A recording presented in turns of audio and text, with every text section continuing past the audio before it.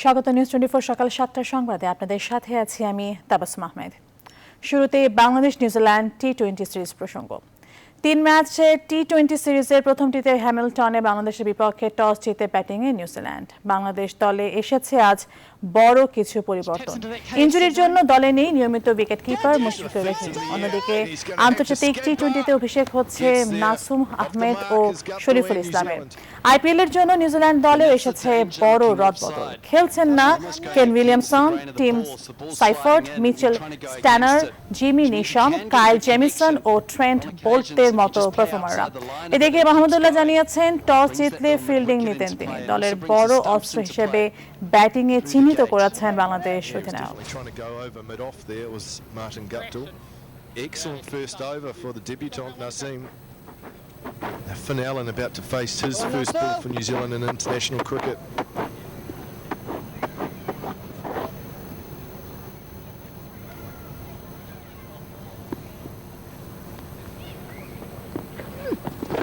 Oh, knocked him over first up.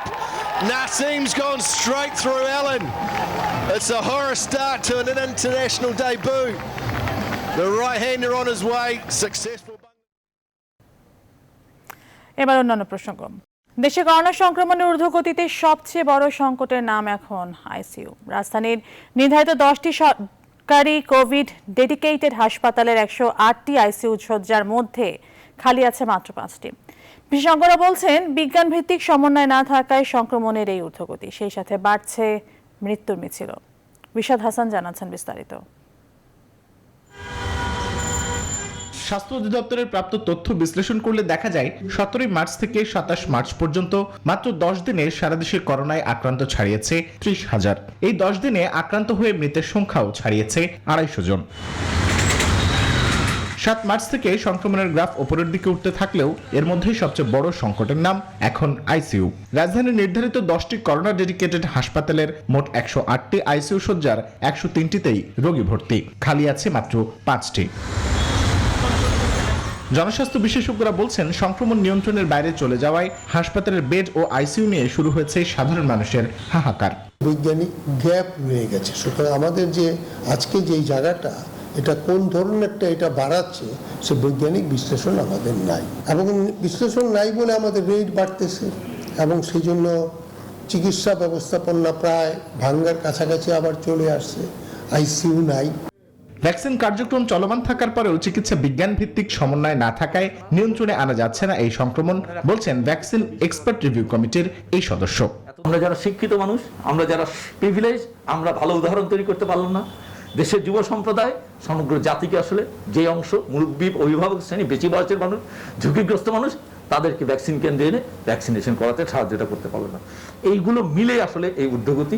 এর সঙ্গে genome sequencing এর কথা বললে সেটা একটা কঠিন বাক্য মাত্র।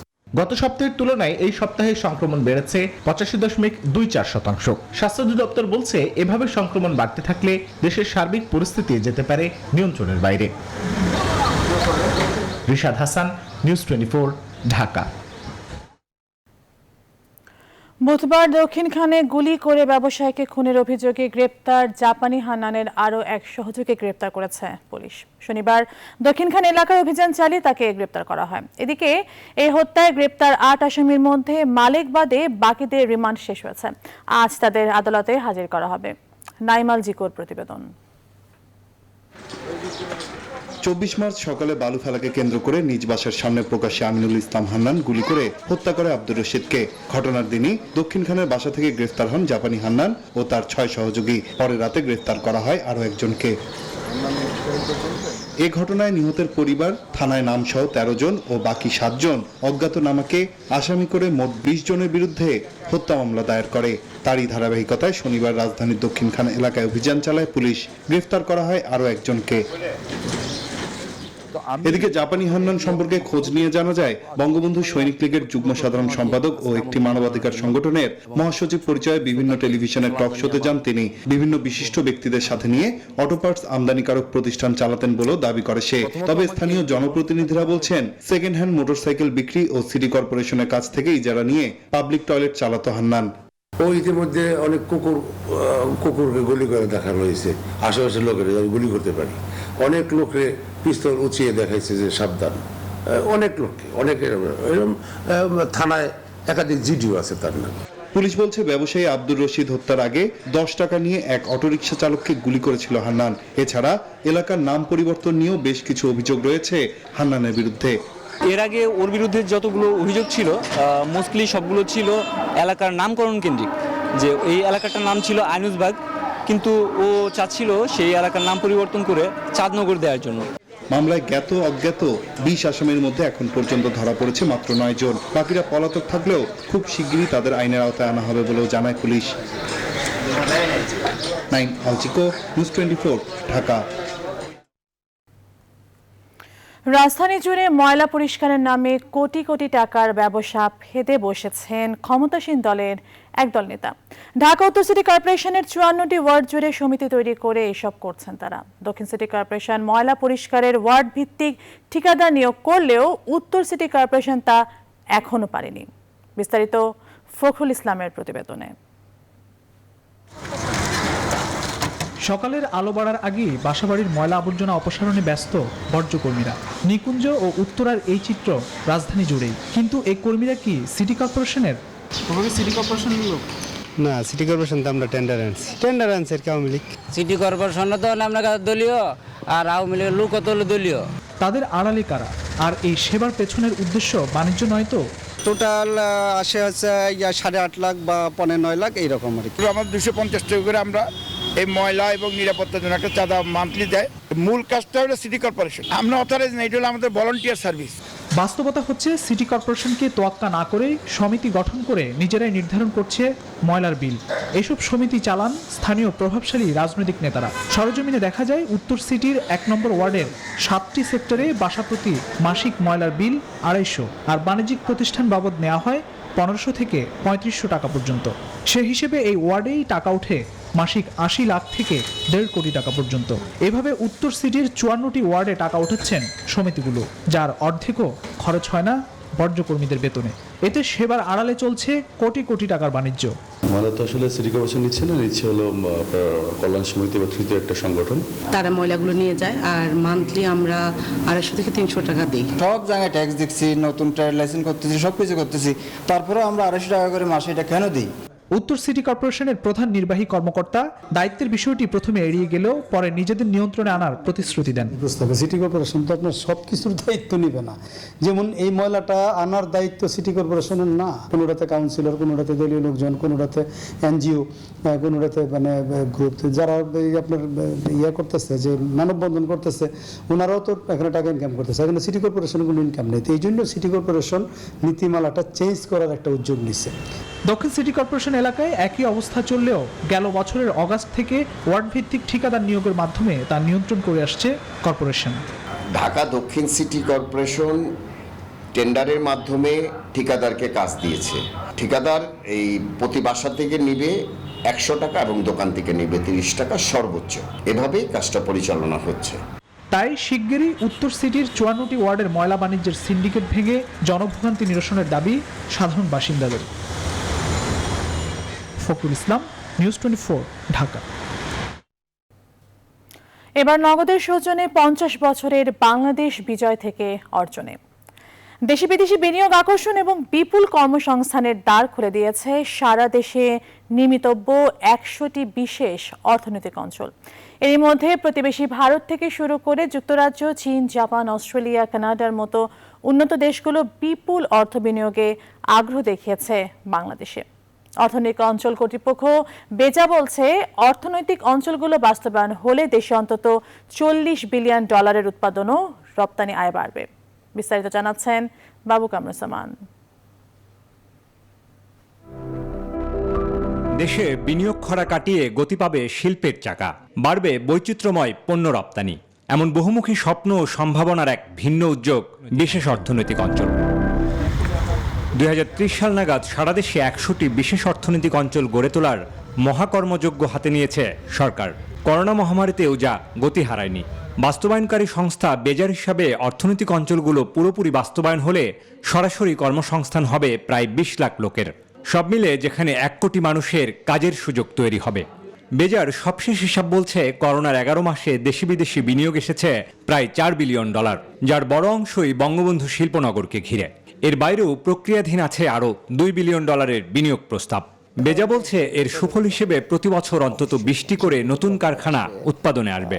এখন বঙ্গবন্ধু শেখ মুজিব শিল্পনগর দ্রুত আগাচ্ছে এবং আমরা আশা করি প্রতি বছরই এখানে 20 থেকে 40টা ইন্ডাস্ট্রি প্রতি বছরই নতুন নতুন করে এখানে আগামী বছর থেকে উৎপাদনে আসবে। এখানে যদি কর অবকাশ সুবিধাটা প্রতিযোগী দেশগুলোর তুলনায় আমরা একই পর্যায়ে সুবিধা দিতে পারি, তাহলে সুফল পাওয়া যায়। বেজার হিসেবে অর্থনৈতিক অঞ্চলে এখন পর্যন্ত বিনিয়োগ এসেছে প্রায় $27 বিলিয়ন। 28টি অর্থনৈতিক অঞ্চলে কাজ চলছে দ্রুত গতিতে। এছাড়াও বিদেশি বিনিয়োগ আকর্ষণে কাজ করছে বিনিয়োগ উন্নয়ন কর্তৃপক্ষ বিডা। বিনিয়োগ আকর্ষণের জন্য প্রথমত বিডা ব্র্যান্ডিং, এছাড়া আরও বড় একটি ব্র্যান্ডিং এর বিষয় আছে, বাংলাদেশ ব্র্যান্ডিং আমাদেরকে করতে হবে আলটিমেটলি, কারণ ইনভেস্টমেন্ট প্রমোশনের জন্য branding is a very important factor. প্রচুর বিদেশি বিনিয়োগ আকর্ষণের মতন একটা পরিবেশ তৈরি হয়েছে।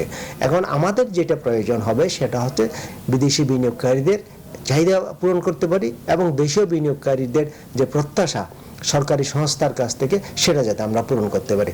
চট্টগ্রামের মিরসরাইয়ে চলমান বঙ্গবন্ধু শিল্পনগরীর আরও 10টি কারখানা এবছরের মধ্যেই উৎপাদনে যাবে বলে আশা করছে অর্থনৈতিক অঞ্চল কর্তৃপক্ষ বেজা।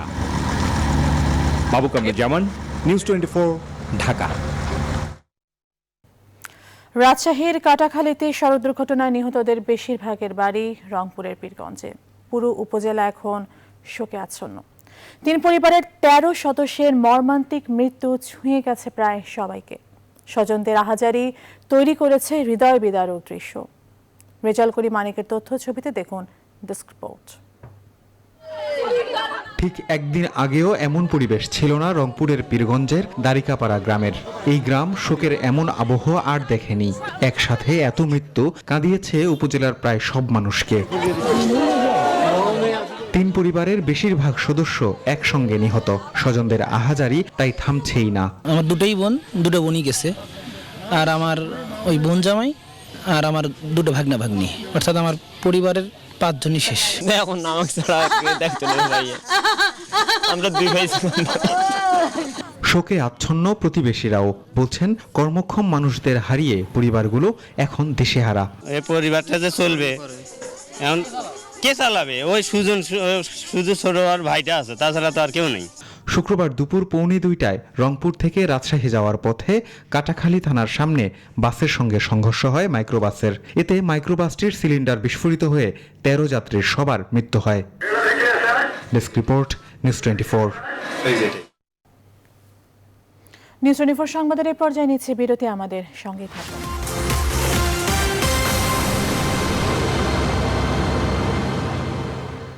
আর একবার স্বাগত, দেখছেন নিউজ 24 সকাল 7টার সংবাদ।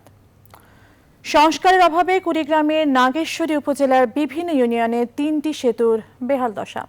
চলাচলের অনুপযোগী এসব সেতুর উপর দিয়ে ঝুঁকি নিয়ে চলছে যানবাহন। এতে প্রায় ঘটছে দুর্ঘটনা, নষ্ট হচ্ছে গাড়ির যন্ত্রাংশ। এ অবস্থায় চরম দুর্ভোগের কথা স্বীকার করল এই অঞ্চলের লাখো মানুষ। হুমায়ুন কবির সূর্য পাঠানো তথ্য ছবিতে ডেস্ক রিপোর্ট। কুড়িগ্রামের নাগেশ্বরী উপজেলার ভিতরবন্দ ইউনিয়নের ঝাকুয়াবাড়ি সেতুর দৃশ্য এটি। মেয়াদ শেষ হয়েছে প্রায় 1 দশক আগেই। সেতুর রেলিং, কংক্রিট সুরকি ধসে পড়ে বেহাল দশা। একই চিত্র কেদার ইউনিয়ন ও বল্লভের খাস ইউনিয়নের সেতুরও। স্থানীয়দের অভিযোগ, দীর্ঘদিন ধরে এসব সেতু চলাচলের অনুপযোগী হলেও তা সংস্কারে প্রশাসনের নেই কোনো উদ্যোগ। জীবনের ঝুঁকি নিয়ে এসব সেতুর উপর দিয়ে যানবাহন চলতে গিয়ে প্রায় ঘটছে দুর্ঘটনা। এই ব্রিজটা 3-4 বছর হলো পড়ে রয়েছে, ভেঙে পড়ে রয়েছে, কোনো কাজ করতেছে না। কালভার্ট ব্রিজ ভাঙচুর হয়ে পড়ে আছে, লোকজন যাতায়াত করতে পারে না। জনদুর্ভোগের কথা স্বীকার করে স্থানীয় জনপ্রতিনিধি বলছেন, এসব সেতু সংস্কারের জন্য একাধিকবার প্রশাসনকে জানানোর পরেও নির্বিকার তারা। ব্রিজ একদম জরুরি দরকার, সেটা হলো ঝাঁকিয়াবাড়ি খাটের ব্রিজ এবং আর একটি হলো মাদাইখাল গোড্ডার ব্রিজ। জেলা মিটিংয়েও আমরা উপস্থাপন করেছি এবং জেলায় তারা আশ্বস্ত করেছে এবং সার্ভে করছে আমাদের উপজেলা ইঞ্জিনিয়ারের মাধ্যমে আমরা মন্ত্রণালয়ে পাঠাই দিয়েছি। সংশ্লিষ্টরা জানান, ক্ষতিগ্রস্ত সেতু ও কালভার্টের তালিকা তৈরি করে সংশ্লিষ্ট মন্ত্রণালয়ে পাঠানো হয়েছে। বরাদ্দ পেলেই কাজ শুরু হবে। মাদারগঞ্জ, ভিতরগঞ্জ, নাগেশ্বরী সড়ক এবং নাগেশ্বরী, নেওয়াশী, খড়িবাড়ি, ফুলবাড়ি সড়কে মোট 5টি সেতু এবং 2টি কালভার্ট প্রতিস্থাপন করা হবে। গেল কয়েক বছরের বন্যায় নাগেশ্বরী উপজেলায় বিভিন্ন ইউনিয়নে এলজিইডির 12টি এবং সড়ক ও জনপদ বিভাগের 2টি সেতু ক্ষতিগ্রস্ত হয়। Desk report, news 24। টাঙ্গাইলের যমুনা নদী থেকে পানি নিয়ে ঢাকার বুড়িগঙ্গা নদী পুনরুদ্ধার প্রকল্পের কাজ এগিয়ে চলছে। এই প্রকল্প বাস্তবায়ন করছে পানি উন্নয়ন বোর্ড। এর মধ্যে প্রকল্পের বেশ কয়েক ধাপের কাজ প্রায় শেষের দিকে। এই প্রকল্প পুরোপুরি বাস্তবায়িত হলে একদিকে যেমন প্রাণ ফিরে পাবে বুড়িগঙ্গা নদী, তেমনি নদী ভাঙন থেকে রক্ষা পাবে টাঙ্গাইলের মানুষ। আতিকুর রহমানের তথ্য ছবিতে ডেস্ক রিপোর্ট। বুড়িগঙ্গা নদীকে দূষণমুক্ত করার লক্ষ্যে বুড়িগঙ্গা পুনরুদ্ধার প্রকল্পের কাজ শুরু হয় টাঙ্গাইলে। এই প্রকল্পের আওতায় টাঙ্গাইলের যমুনা নদীর পানি কয়েকটি নদী হয়ে ঢাকার বুড়িগঙ্গা নদীতে গিয়ে পড়বে। নদী ড্রেজিং, পার বাঁধাই সহ বিভিন্ন ধাপের কাজ চলছে দ্রুত গতিতে। আমাদের অনেক দিনের প্রত্যাশা, যদি যেভাবে কাজ করে দিতেছে এভাবে কাজ করলে আমাদের গ্রাম, স্কুল, প্রতিষ্ঠান ভাঙ্গন, নদীর ভাঙ্গন হইতে আমরা, যমুনা নদীর ভাঙ্গন হইতে আমরা রক্ষা পাবো। যতটুকু কাজ করতেছে তাতে প্রায় 10-12টা গ্রাম রেহাই পাবে। নদী খনন করে পানির প্রবাহ বৃদ্ধির মাধ্যমে বুড়িগঙ্গাকে দূষণমুক্ত করা, বুড়িগঙ্গা তুরাগ রুটে সারা বছর নৌ চলাচলের উপযোগী করা সহ সেচ ও মৎস্য উন্নয়নের জন্য এই প্রকল্পটি হাতে নিয়েছে সরকার। এই প্রকল্প বাস্তবায়ন হলে বুড়িগঙ্গা নদী উদ্ধার সহ সেচ ও মৎস্য উন্নয়নে বিপ্লব ঘটবে বলে মনে করেন সংশ্লিষ্টরা।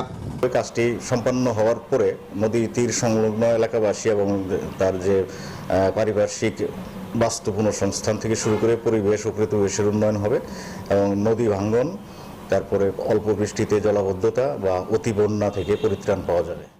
বর্তমানে এই প্রকল্পে প্রায় 350 কোটি টাকার কাজ চলমান রয়েছে। Desk report, news 24। বছর জুড়ে অযত্ন অবহেলায় পড়ে থাকে গাজীপুর জেলার শ্রীপুরের 2টি বধ্যভূমি। একটি ছেয়ে আছে ঝোপঝাড়ে, অন্যটিতে পোকা মাকড়ের ঘর বসতি। স্বাধীনতার সুবর্ণ জয়ন্তী পালনের প্রাককালেও গেটবিহীন 3 ফিট সীমানা প্রাচীর দিয়ে ঘেরা বধ্যভূমিতে নেই কোনো স্মৃতিফলক। বুদ্ধিজীবী ও বিজয় দিবসে বধ্যভূমিগুলো পরিষ্কার করা হলেও অন্য সময় খবর নেয় না কেউ। স্মৃতিস্তম্ভ নির্মাণের আবেদন করা হলেও প্রশাসনের সাড়া নেই বলে অভিযোগ স্থানীয়দের। মোহাম্মদ আলামিনের তথ্য ছবিতে ডেস্ক রিপোর্ট।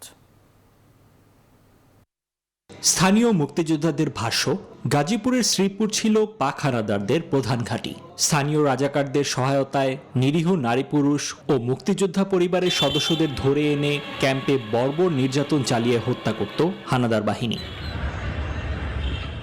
উপজেলার বর্মির সাতখামাইর থেকে যৌনা যাওয়ার আঞ্চলিক সড়কের পাশে এ বধ্যভূমির নতুন ফটকের কাজ শুরু হলেও অসম্পূর্ণ অবস্থায় পড়ে আছে। মোট 17 জনকে নির্যাতনের পর একে একে বেঁধে এনে ব্রাশফায়ারে হত্যা করে সাতখামাইরে গণকবর দেওয়া হয় এখানে। বাড়িতে আগুনও দিছে, এরপরে আইনা এই কাঁড়ালের বাগানের ভিতরে দাঁড় করাইয়া আমার পিতার প্রথম লাইনের প্রথমই আমার পিতা ছিল। বদ্ধভূমি হিসাবে জানবে, কিন্তু কাদেরকে এখানে শহীদ হয়েছে যারা, তাদের নাম তো অবশ্যই এখানে থাকা উচিত। সাবেক উপজেলা মুক্তিযোদ্ধা কমান্ডার সিরাজুল বলেন, রাজাকারদের সহযোগিতা ও হানাদারদের নৃশংসতায় যারা শহীদ হয়েছেন তাদের পরবর্তী প্রজন্মের কাছে পরিচয় করিয়ে দিতে স্মৃতিস্তম্ভ নির্মাণের প্রয়োজন। এদের জন্য কিছু করা দরকার, একটা স্মৃতিসৌধ করা দরকার, পরবর্তী জন্মে ফুলামানে জানতে পারেন কে হয়েছিল। উপজেলা পরিষদ চেয়ারম্যান শামসুল আলম প্রধান বলেন, শ্রীপুর মুক্তিযোদ্ধা রহমত আলী কলেজ মাঠের একপাশে তার উদ্যোগে নেওয়া হয়েছে শহীদের গণকবর সংরক্ষণের পদক্ষেপ। মুক্তিযুদ্ধে যারা শাহাদাত বরণ করে তাদের স্মৃতিস্তম্ভ প্রচুরই এটা ইনশাআল্লাহ আমরা শুরু করব। Desk report, news 24। স্বাধীনতার সুবর্ণ জয়ন্তী ও জাতির পিতার জন্মশতবার্ষিকী উপলক্ষে বর্ডার গার্ড বাংলাদেশ ও ভারতীয় সীমান্ত রক্ষী বাহিনী বিএসএফ এর মধ্যে রিট্রিট সেরেমনি অনুষ্ঠিত হয়েছে। শুক্রবার বেনাপোল পেট্রাপোল আইসিপি গুলোতে যৌথ প্যারেড অনুষ্ঠিত হয়। অনুষ্ঠানে বিজিবি ও বিএসএফ এর বিভিন্ন পর্যায়ের কর্মকর্তা, স্থানীয় গণ্যমান্য ব্যক্তি এবং সাধারণ মানুষ উপস্থিত ছিলেন। রিপন হোসেনের তথ্য ছবিতে ডেস্ক রিপোর্ট। শুক্রবার বিকেল, ঘড়িতে সময় 5:15। এ সময় বন্ধ হয়ে যায় দুদেশের সীমান্ত ফটক। শুরু হয় জয়েন্ট রিট্রিট সেরিমনি। 14 মিনিটের এই অনুষ্ঠান দেখতে ভিড় জমান দর্শনার্থীরা। কেউ দাঁড়িয়ে, কেউ বা গ্যালারিতে বসে এই অনুষ্ঠান উপভোগ করেন। খুবই ভালো লাগছে, আমরা আগের যে পুরনো যে সম্পর্কটা ছিল সেটা আবার ফিরে এসছে। আমরা যেরকম অনেকটা ভাই বোন থেকে দূরে থাকলে অনেকদিন পর এক জায়গায় আসলে যেরকম একটা অনুভূতি হয়, আজকে ঠিক সেরকমই মনে হলো। স্বাধীনতা সংগ্রামের সময় বাংলাদেশ ভারতের জনগণের মাঝে সৃষ্ট ভ্রাতৃত্ববোধ সম্প্রসারণ ও দুদেশের সীমান্তরক্ষীদের সৌহার্দ্য বাড়ানোর লক্ষ্যে এই আয়োজন, বলছেন বিজিবি ও বিএসএফ এর কর্মকর্তারা। We have a very excellent understanding between the two border guarding forces, border security force and border guard Bangladesh. Whenever there is an issue, we always meet and we resolve it within no time. এই বন্ধুত্ব সামনে আরো সুদৃঢ় হবে। বাংলাদেশ এখন উন্নত রাষ্ট্রের কাতারে পৌঁছেছে এবং এই বন্ধুত্ব আমাদেরকে আরো সামনের দিকে আরো উন্নততর পর্যায়ে যেতে সহযোগিতা করবে। সূর্যাস্তের সময় দুই দেশের পতাকা একসাথে নামানো হয়। এরপর উভয় পক্ষের কমান্ডারের করমর্দন ও নিজ প্রান্তে ফিরে আসার মধ্য দিয়ে অনুষ্ঠান শেষ হয়। Desk report, news 24। স্বাধীনতার 50 বছর পূর্তি উপলক্ষে কুমিল্লা ফটোগ্রাফি সোসাইটির আলোকচিত্র প্রতিযোগিতার পুরস্কার বিতরণ অনুষ্ঠিত হয়েছে। অনুষ্ঠানে প্রধান অতিথি ছিলেন প্রবীণ আলোকচিত্রী শাহজাহান চৌধুরী। বিশেষ অতিথি ছিলেন কুমিল্লা টেলিভিশন সাংবাদিক ফোরামের সাধারণ সম্পাদক হুমায়ুন কবির জীবন। সভাপতিত্ব করেন কুমিল্লা ফটোগ্রাফিক সোসাইটির সভাপতি ইমন রেজা।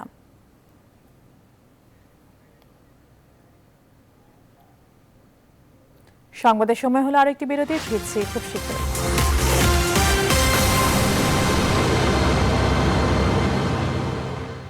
আর একবার স্বাগত নিউজ 24 সকাল 7টার সংবাদে। এবার নিউজ 24 আন্তর্জাতিক প্রসঙ্গ।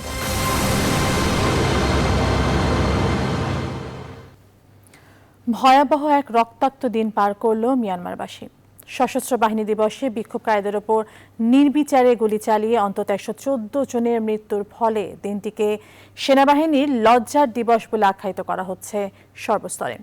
জান্তা সরকারের বিরুদ্ধে চলমান বিক্ষোভে ইয়াঙ্গুন সহ দেশটির বিভিন্ন স্থানে মিছিল সমাবেশ অব্যাহত ছিল শনিবারও, কিন্তু এদিন বিক্ষোভকারীদের ওপর সকাল থেকে পুলিশ গুলি বর্ষণ শুরু করে। শনিবারের নিহতদের মধ্যে শিশুও রয়েছে। ইয়াঙ্গুন, মান্দালয় ও অন্যান্য শহরে সেনাবাহিনীর মাথায় ও পিঠে গুলির হুমকি উপেক্ষা করে রাজপথে নামেন জান্তা বিরোধীরা। সেনাবাহিনীর বর্বর আচরণের তীব্র নিন্দা জানিয়েছে যুক্তরাষ্ট্র। দেশটির মার্কিন দূতাবাস থেকে এক বিবৃতিতে সাধারণ বেসামরিক মানুষের ওপর সেনাবাহিনীর হামলা অবিলম্বে বন্ধ করে ভয়াবহ রক্তপাত নিষিদ্ধের দাবি জানানো হয়েছে। একই সঙ্গে মিয়ানমারের নির্বাচিত সরকারের কাছে দ্রুত ক্ষমতা হস্তান্তরের দাবিও জানানো হয়। এছাড়া জান্তা সরকারের এই নির্মম আচরণের জাতিসংঘ সহ বিশ্বের বিভিন্ন দেশ থেকে তীব্র সমালোচনা করা হয়েছে।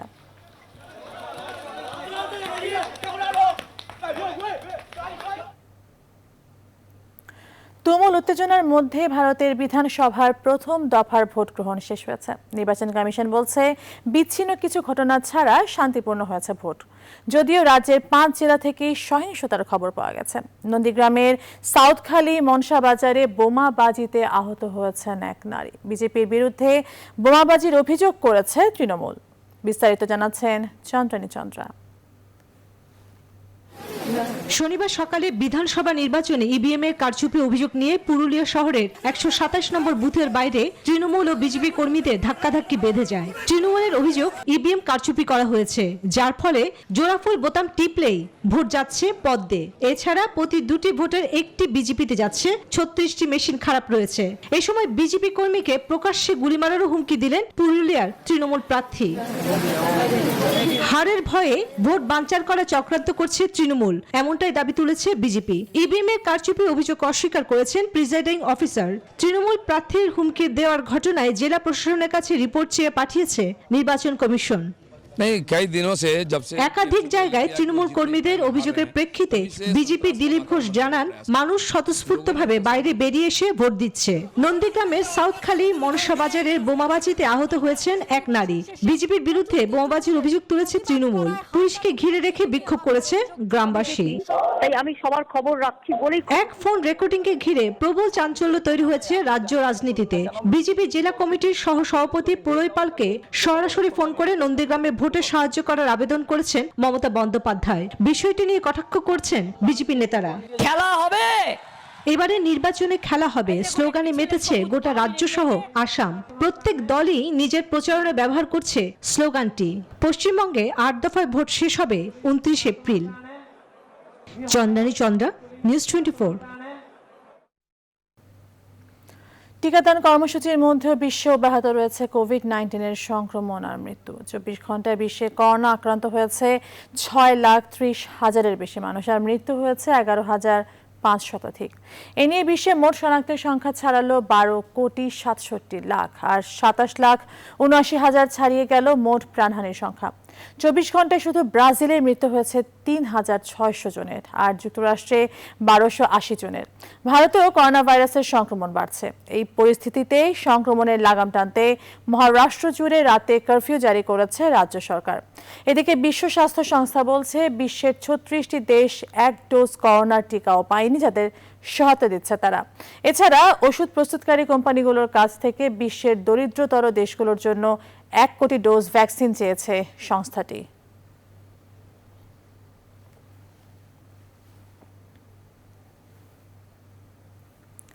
সুয়েজ খালে জাহাজ আটকে যাওয়ার কারণে সৃষ্ট নজিরবিহীন ট্রাফিক জ্যামে পড়েছে মিশরের সমুদ্রপথে।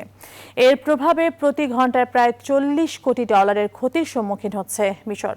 অচিরেই আটকে পড়া জাহাজটিকে সরানো সম্ভব বলেও জানিয়েছে বন্দর কর্তৃপক্ষ। তবে বৃহৎ আকৃতির এই কন্টেইনার জাহাজটিকে দ্রুত সরানোর প্রচেষ্টা থাকলেও কোনো সুনির্দিষ্ট দিনক্ষণ জানায়নি কর্তৃপক্ষের কর্মকর্তারা। দেশটির প্রধান ব্যাংক প্রতিষ্ঠানগুলোর তথ্যানুযায়ী পশ্চিম দিকে ট্রাফিকের মূল্য দৈনিক 510 কোটি এবং পূর্ব দিকের মূল্য $450 কোটি। বর্তমানে 185টি জাহাজ সুয়েজ খাল পার হওয়ার অপেক্ষায় রয়েছে বলে ব্লুমবার্গের নেভিগেশন তথ্য দেখা গেছে। দুর্ঘটনার কারণে আটকে পড়া জাহাজগুলোকে ক্ষতিপূরণ দেওয়ার বিষয়টি বিবেচনা করার ঘোষণা দিয়েছে মিশরের কর্তৃপক্ষ। এদিকে এই জাহাজ ট্রাফিকের কারণে আন্তর্জাতিক শিপিং রুটে বড় ধরনের প্রভাব পড়তে যাচ্ছে বলে হুঁশিয়ারি দিয়েছেন বিশ্লেষকরা।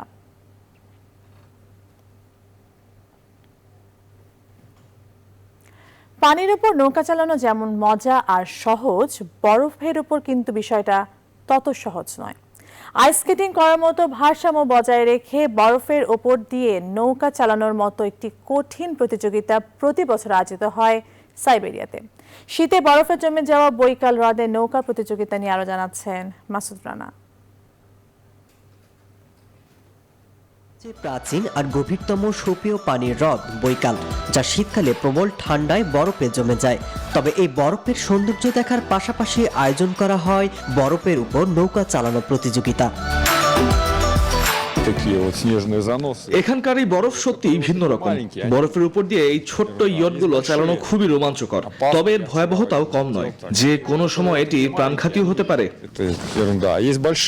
প্রবল ঠান্ডায় জমে বরফ হওয়া 600 কিলোমিটার দৈর্ঘ্য বৈকাল হ্রদ শীতকালে 1.5 থেকে 2 মিটার পর্যন্ত মোটা বরফের চাদরে ঢেকে যায়। আর সেই বরফের আবরণ এতটাই স্বচ্ছ যে এর নিচের প্রায় সবকিছুই পরিষ্কার দেখা যায়। বিশালে বরফের মাঠে আয়োজন করা হয় নানা প্রতিযোগিতার।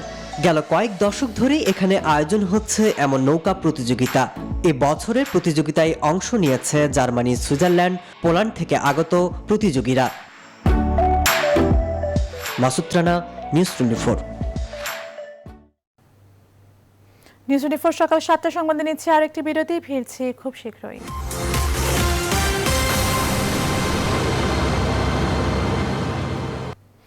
আর একবার স্বাগত নিউজ 24 সংবাদে। এবার নিউজ 24 স্পোর্টস।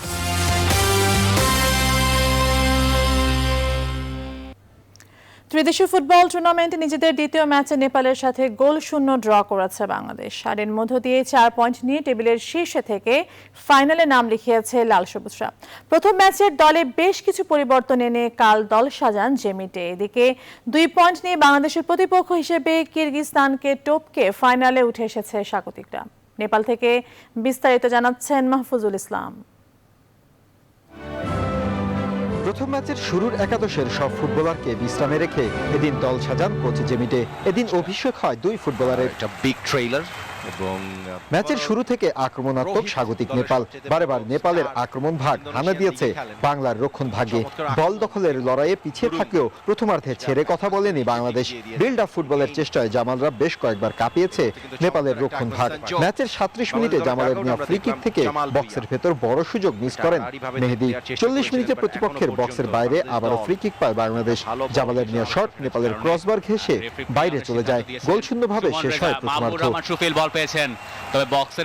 দ্বিতীয়ার্ধে আরো আক্রমণের ধার বাড়ায় নেপাল।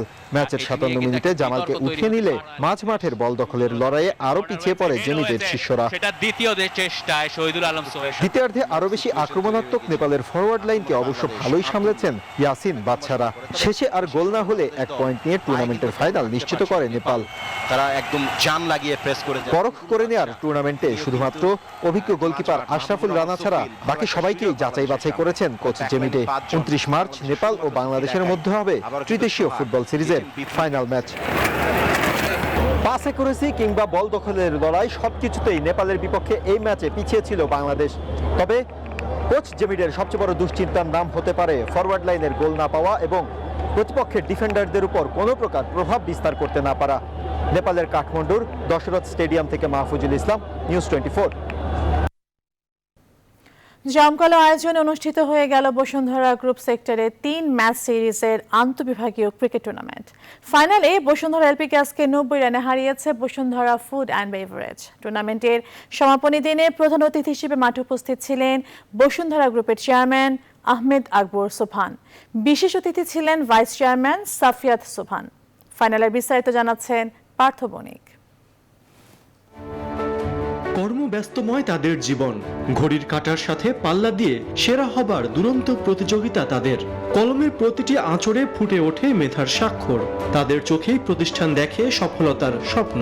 দুরন্ত প্রাণ এই মানুষগুলোই হলেন কর্মী। দেশের শীর্ষস্থানীয় প্রতিষ্ঠান বসুন্ধরা গ্রুপ এমনই এক পরিবার যেখানে গর্বের সাথে কাজ করে যাচ্ছেন এক ঝাঁক সবুজ প্রাণ।